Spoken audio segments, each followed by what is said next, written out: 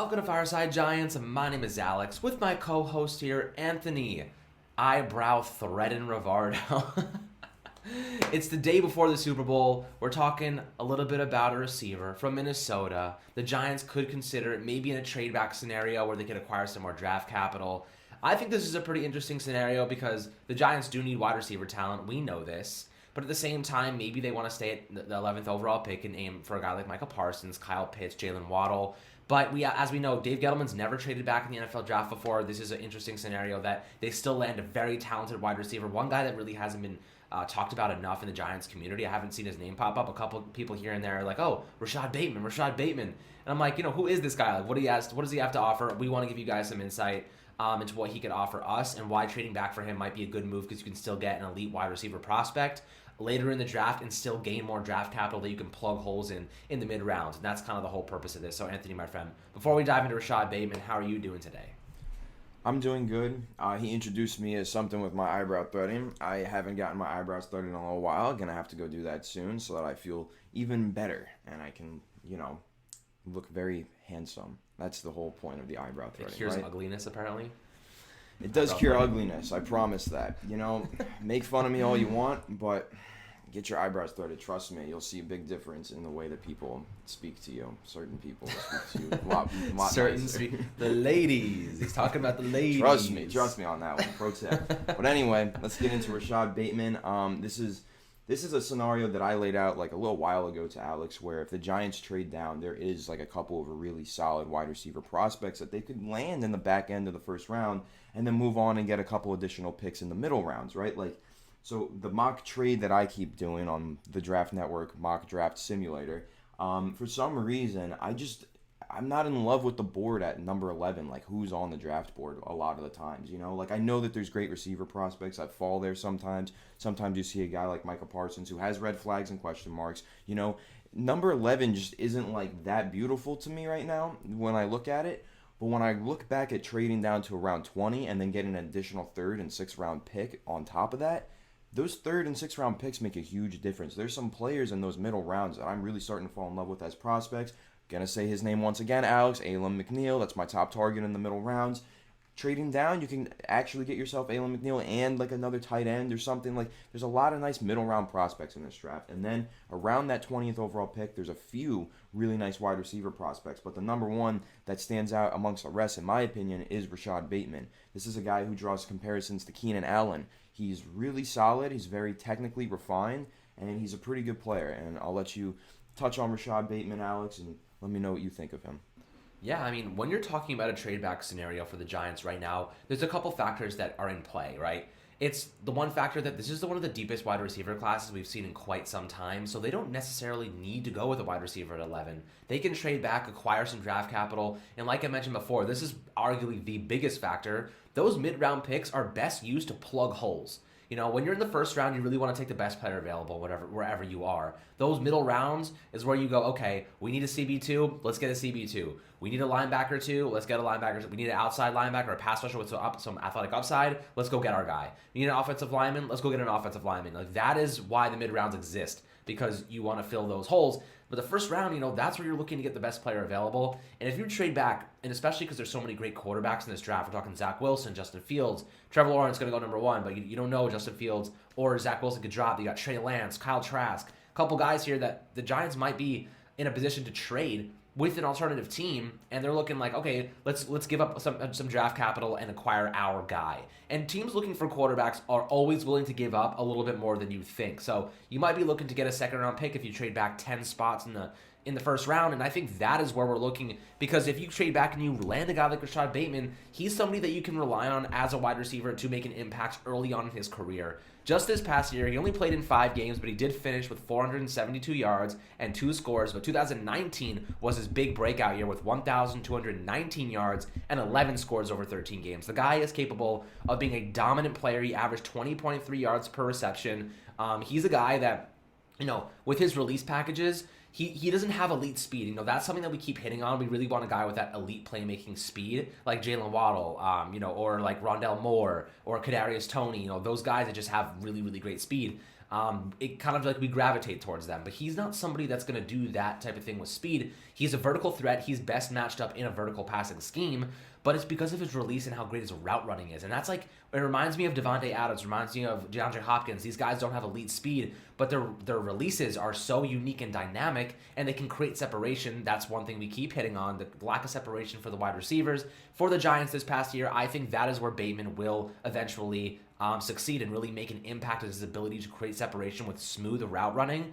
But do you see him as an option for the Giants? Do you think he would be a good fit with Daniel Jones, or do you think the Giants should just stick to a speed guy like Jalen Waddle? I actually think he would be a perfect fit for the Giants, and when you look at you mentioned him being an instant impact player. I actually agree with that because of his route running, and you mentioned his release package, which is nasty. He's got very good releases, but he's just a really good route runner, and that's the most translatable thing to the NFL. I talk about that all the time, right? How I'm not a big fan of these 50-50 guys who are 6'4" and just go up there and moss people in college and then can't catch a ball in the NFL, because you can't moss people like that in the NFL unless your name is Randy Moss, right? Rashad Bateman is different because, yeah, he has a big body. He can play on the outside as an outside wide receiver, and I think that he will be an outside receiver in the NFL, but he's also an excellent route runner, and he gets open. He creates separation. That's what will translate to the NFL. If you can win with your feet, if you can get open, you will win at the next level, and that's what's so exciting about Rashad Bateman.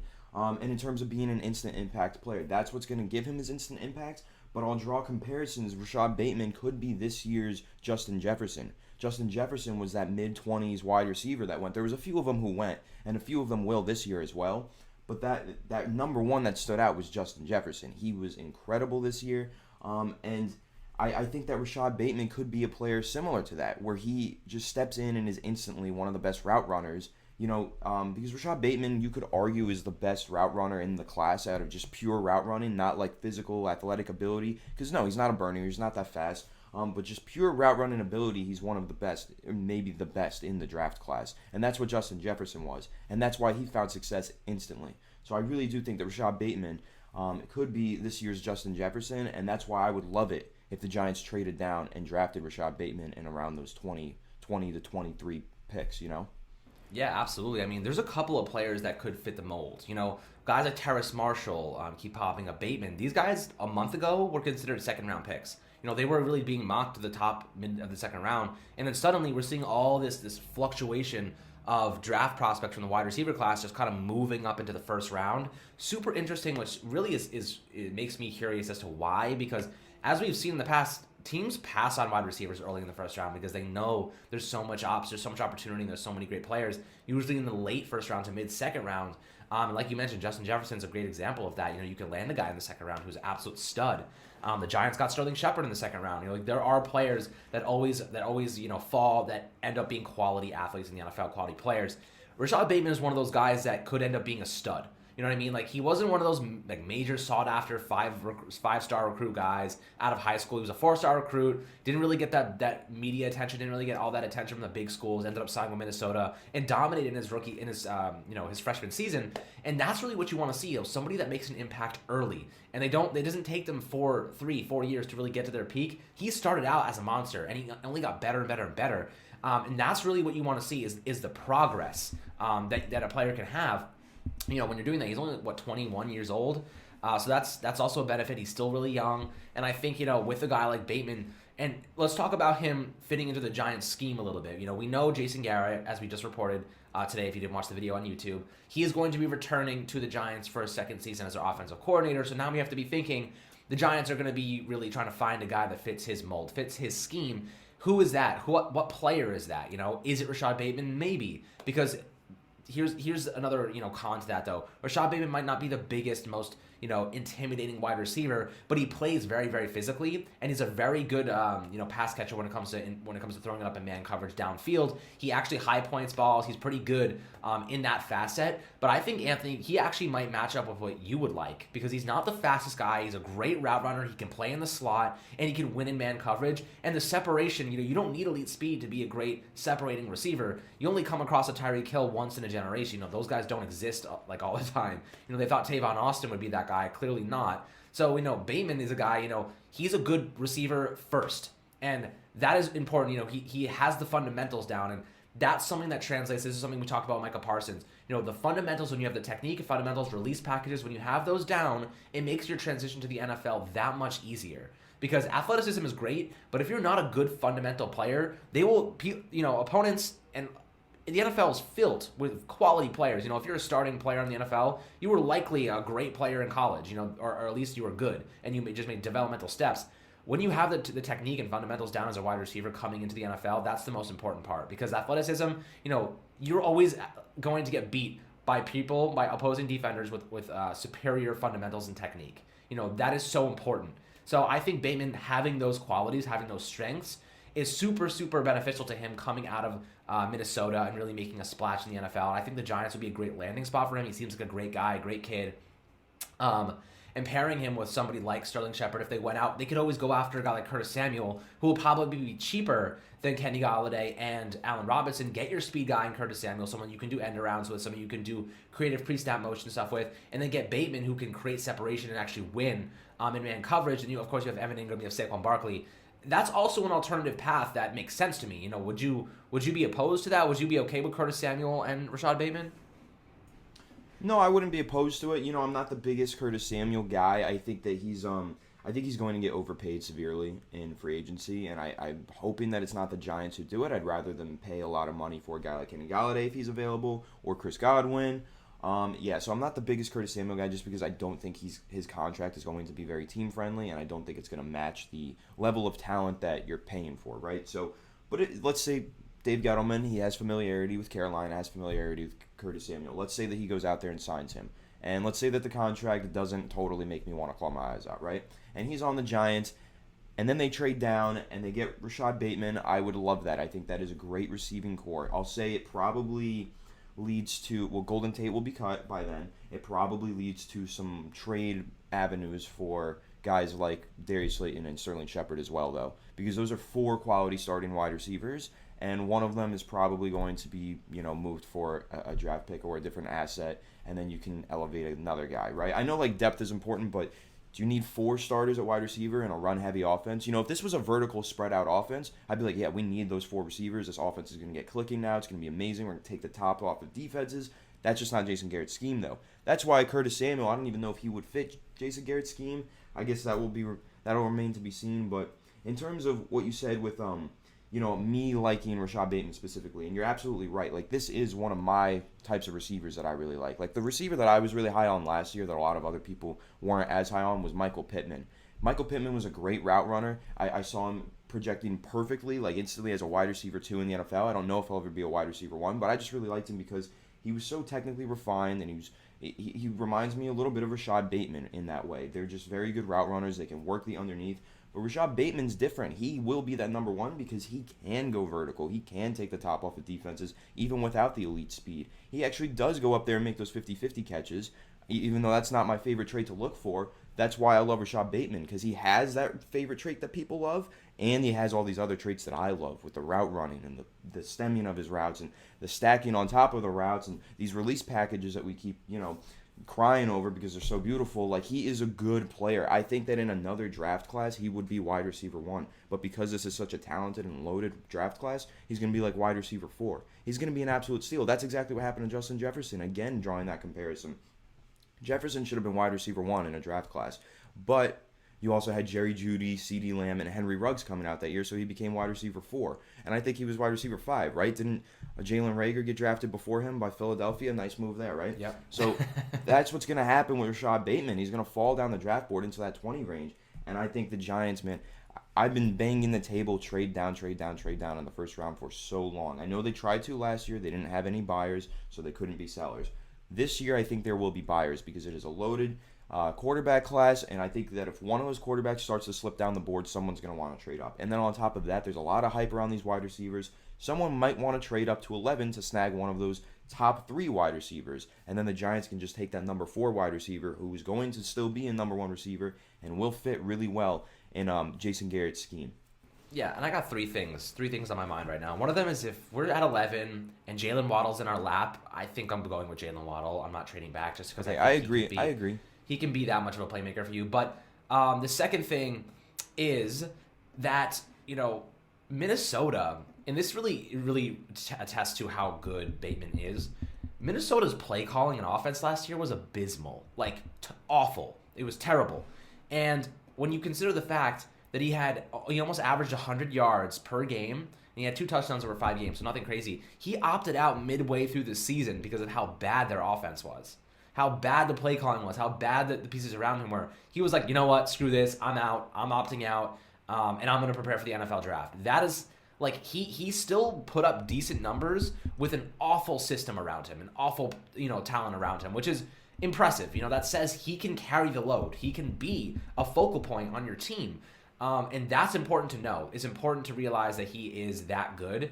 And when it comes to translating to the NFL, I think, this whole offseason, he's going to be healthy, 100%. We have guys like Jalen Waddle who did have an ankle injury. We had Devonta Smith who, broke his fingers in the championship game. Like, those things will go away. They'll be okay. Bateman is not coming off any major injuries. He is healthy. He has a good history in that category, which is another positive. So I think if you're going to trade back, he's a great target to have, a really, really great target to have, because the Giants need wide receiver talent.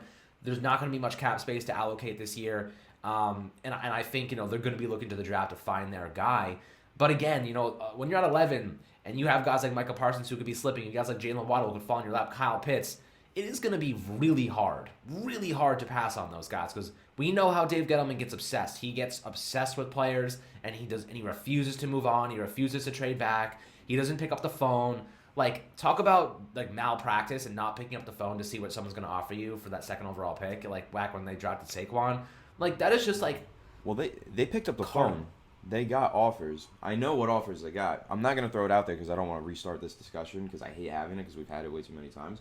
But he definitely picked up the phone.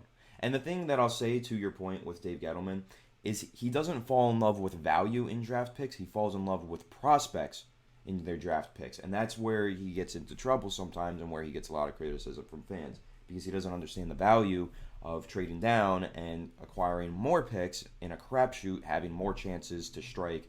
That just increases your probability of hitting one. So that's kind of the thing, and that's why I really love the scenario that we laid out with trading down, getting Rashad Bateman, and then getting a couple more picks in the middle rounds. Yeah, I mean, let's say, for example, just to wrap this up, and obviously throughout this video on YouTube, you'll be able to see clips that I put in with Rashad Bateman, of course, showing off some of his skills. But the one last thing I have to say is, if you go Rashad Bateman at, let's say, 20, they land Rashad Bateman at 20, they traded back, they acquire another second-round pick, but they had to give up like a fifth-rounder in the process. So they give up their 11th pick and a fifth-rounder for the 20th pick and a second-round pick. So now you have the ability to say this, you get Rashad Bateman, your wide receiver. Now you get to the second round, right? You have the second round, you have 2 picks in the second round. You could say, what if Rondell Moore falls to you? What if Kadarius Toney, for all intents and purposes, maybe falls, or Nico Collins? There's a bunch of really, really good players there that you can draft and just revitalize with youth.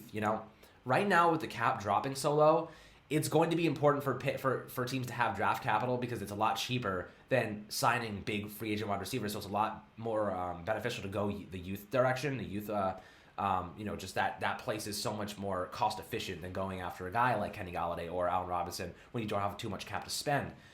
So with that second overall pick, you can solve a wide receiver spot. Maybe you get Pat Freiermuth in the second round. That's the guy I love, the tight end I love out of Penn State. And maybe go Alan McNeil, that zero tech pass rusher. So there's a bunch of different things. You can plug these holes, because the Giants are going to have to let go of some of these players, whether it's Dalvin Tomlinson, they're going to cut Golden Tate, going to cut Nate Solder. They have David Mayo, a bunch of guys who have zero dead cap. They're probably just going to get rid of them to clear cap space. But I'm really interested to see what they do in the coming weeks. It's going to be really, really interesting after the Super Bowl to see how free agency unfolds, to see how players approach free agency, because they might be looking to say, I want to go to a team for 1 year, contending team, let's get to the playoffs, see what we can do, and I'm going to compound that, just kind of catapult myself on a 1 year deal into a multi-year deal once 2021 is over, the COVID cap is done with, they start rising again. I'm going to start calling it the COVID cap. I actually just came up with that. But I think, that's... They're saying 185 now. They're saying it might not... 185 is still down $15 million. Right, and it was but supposed it's not to go down up 25 $15 million. It's not down 25 million. It's not down 25. But even so, they were projecting, all of their numbers, all their projections were simply based on the fact that the cap was going to be rising every year so they could fit these contracts in. Now that is not the case. It actually went down $15 million, which is actually $30 million, because they were projecting it to be $15 million up. So now they have to figure out a $30 million differential there. to work around, that's really hard. So I expect teams, and if I'm the Giants, this is a great opportunity to trade back and acquire cheap, cost-efficient youth because you're going to need more talent. In second-round talent, we saw what Xavier McKinney was able to do. We've seen what guys like Tate Crowder was able to do. Second-round picks can be impact players in year one. The Giants, trading back is not a bad idea at all. I would just love to see them actually consider it and see who's on the board at the moment. But do you have any last words on Rashad Bateman and really this wide receiver core, maybe what they'll do with the cap space? No, I completely agree with your point about trading down. I would love to see the Giants do it. And if they do, I would love to see them target Rashad Bateman if they're going after a wide receiver. I think Rashad Bateman is a guy who's going to succeed instantly in the NFL. I have no doubts that he's going to be a really good player in the NFL because of his route running ability. It's so translatable, and he's such a good route runner, and he makes plays after the catch. One thing he does have an issue with, I'll throw it out there, he does drop the ball kind of consistently. Like he's a little inconsistent with his hands, but he also makes a lot of incredible catches. I really do think Rashad Bateman will be a wide receiver one in the NFL, and I think that the Giants would be really wise to trade down, get this wide receiver one, and also plug a few more holes with those mid-round picks in a trade down. So, yeah, I'm totally for this. I love Rashad Bateman as a prospect, and I'm excited to see, where he actually ends up in April. Absolutely. So, guys, that's our little spiel on Rashad Bateman. Check out the clips on the YouTube if you're listening on the audio. As always, so much love to you guys. Thank you so much. Enjoy the Super Bowl. Stay healthy out there. It's cold in New York. It's actually pretty nice today, but it's going to get cold. It's going to snow again, about 7 inches, so enjoy the snow again. Shoveling is not fun. Take care of your lower backs. As always, much love, guys, and we'll catch you guys on the next one.